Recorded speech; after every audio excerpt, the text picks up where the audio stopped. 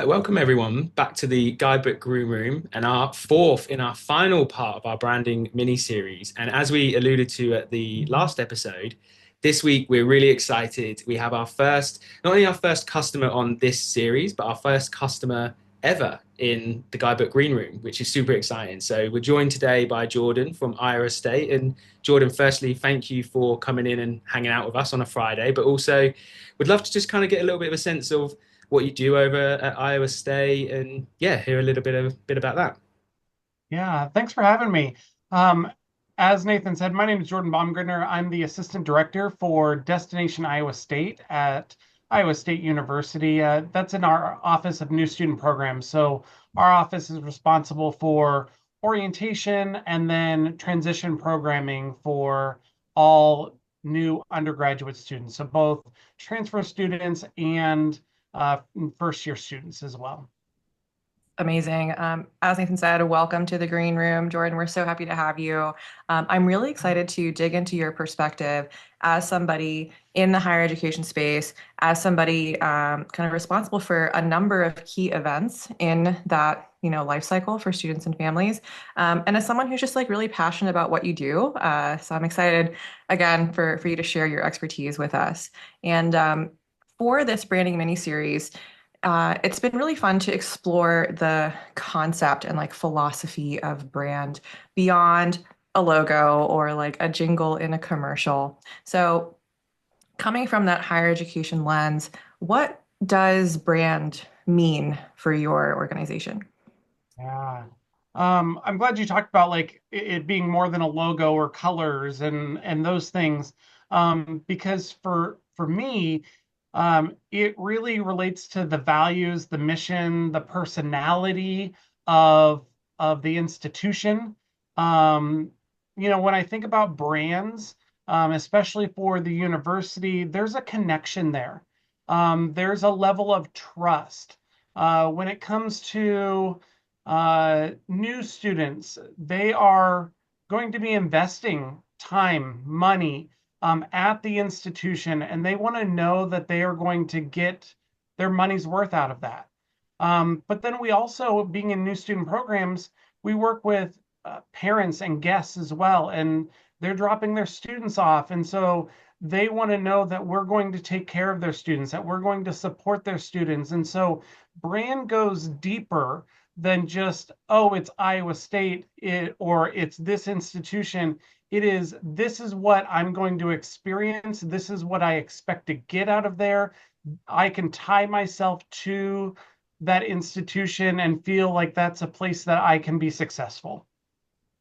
Incredible. There's so many things to dig into there. I love what you're saying about brand values, right? And then having and your institution itself having a personality, and that personality also comes from you, your team, and then the community itself. Helps nurture and generate that personality itself, right? It's kind of a self-fulfilling prophecy there of am I, what are my expectations? And then what am I as a student or family member going to contribute and Yep. continue to nurture the Iowa State brand based on my perception of it and like how I participate in the community as well. I think it's so interesting just how beyond the colors or the logo, a brand is alive, right? Um, Yeah. and so speaking to kind of I always say its relationship with Guidebook. How does your branded app come into play? How does a digital platform enable you to foster that trust and build those relationships? Yeah. Um, I think what the app allows for us to do really is meet them before they even come to campus. Mm. And so uh, we're going to set you up for success before you even step foot on our campus. And so we're going to display some of that personality. We're going to display some of those values within that branded app. It's going to reflect our commitment to academics and community engagement. So you're going to see those pieces um, have flavors within the app itself. And so then when they come to campus, they then get to experience that in a life live, right? And so it allows for us to, I kind of like to preface it as like the appetizer to what they're going to experience when they come for orientation or Destination Iowa State. Mhm. The appetizer. Right. Sorry, I had to throw in a dad No joke. pun intended, but I love that. And I like how you're thinking about that notion of, it's the first touch point. You're meeting students where they are before they arrive on campus and the importance of that first impression. And I'm kind of curious, you're organizing a lot of different events and thinking about them differently because they have different purposes. But across those, like how does brand consistency play a role in that? Like, does it differ from event to event, or like how do you kind of evolve the brand depending on the type of event that you're organizing? yeah, so I think you have to first think about who your audience is, right? So I'll kind of divide it into two. So for our on-site orientation guide that we use, that part of the app um, is being used by both students and families and guests. And so that is going to kind of infuse both of what we want to show families and guests, but also has that engagement piece that students are looking for as they're coming to the university. Then we switch over to Destination Iowa State. And Destination Iowa State is a student only event. And so we're going to morph that into being more student focused. What do they need to know? How do they engage with it? And using those brand elements that they are going to relate to more on that side. No, I love that. And do you think about like do you intentionally think about that from a branding perspective when you're in the app building your specific app, but also the program itself? Like, do you have those conversations internally? And year over year, do you think about how you can freshen up the brand and but also keeping that consistency that people know when they download the app or use a specific guide that it's always Iowa State? Yeah, I think you have to. You have to be mindful of your audience. Just like every company that has a brand, a well-known brand, changes their marketing strategy and their and how they're promoting their item or whatnot, based on data, based on they're targeting at that point in time. The same goes for our sessions, our programs, the building of the app.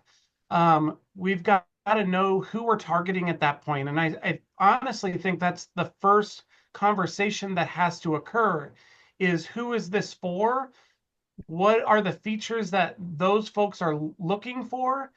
And then utilizing those brand elements and utilizing those pieces within the app to hit that audience, so that they feel comfortable, that they're knowing what they're getting themselves into, and they're ready to move on and experience it when they come to campus.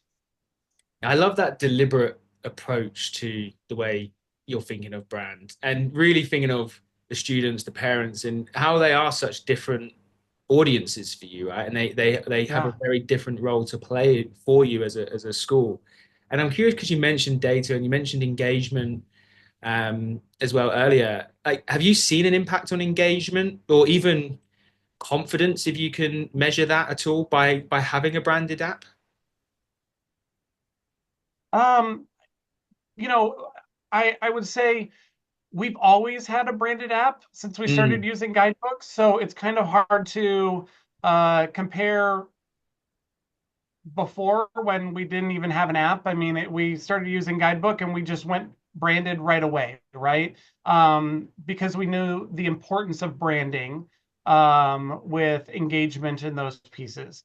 But what I will say is that when we are promoting it, folks are more apt to download it when they see it's Iowa State, when they see that logo, when they see those pieces, they're more apt to download something that has the Iowa State logo, knowing that's where they're going, versus downloading something that has a different logo on it. We're like, hey, use this app. We're going to use it. Um, they're there again, it goes back to that trust piece. Just because you're using it doesn't mean that they know anything about it, but because they see the identity and the brand of Iowa State, they're more likely to utilize that app because you're recommending it and they see it's from your institution. Amazing. I appreciate you kind of walking us through the kind of philosophy behind the brand and some specifics of the way that you execute on that strategy with Guidebook. And I always love hearing from folks who obviously you have your KPIs and you have your bottom line, but like ultimately you're here to nurture your community and you care about the people that are coming to campus and their families. I do have one more question for you, but I have to share a thought. When we kicked off this branding mini series, I asked Nathan about a company he engages with digitally, and he mentioned Mob Kitchen. And then I shared that I'm a fan of Channel 4. And like, bear with me, this is relevant to what you're saying. I barely watch TV, let alone a British broadcasting channel. So like, I don't think I fit Channel 4's ideal customer profile. But they captured my attention through their approach to community engagement, right? Like they reached me somehow. And then Nathan, you're a chef, a baker. So with Mob Kitchen, you have this avenue to engage deeply with content and people relevant to your interests and to your identity, right? So bringing this back to Iowa State, I promise it relates. It sounds like, Jordan, you're able to extend your reach, you're increasing your brand awareness, you're introducing people like myself to your community who might not otherwise think they belong there because like you don't really know until you just go and try it, right? So with that app and using the data to figure out what your audience is, even if they're not aware that they might be your audience, that's really, really powerful. So that's, relating to orientation. And then with Destination Iowa State, I really appreciate how you were focusing on students, what's most meaningful to them at that point in the life cycle.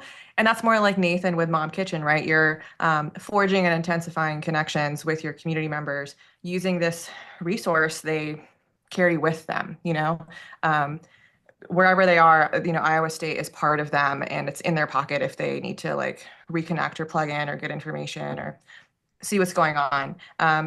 So thanks for letting me share that little anecdote. I was just kind of connecting the dots in a goofy way. But my last question for you is what advice would you have for other higher ed professionals, especially universities who might be evaluating their brand strategy? Yeah, I think what I would say is, as I talked about earlier, start with who your audience is, and really evaluate who are you targeting for utilizing the app and your branding.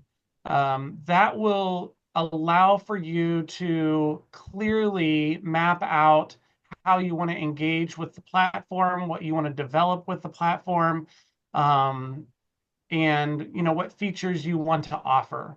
And then from there, you're able to utilize, your university branding or even your office branding if you have that as well, and let that infuse into the rest of the app.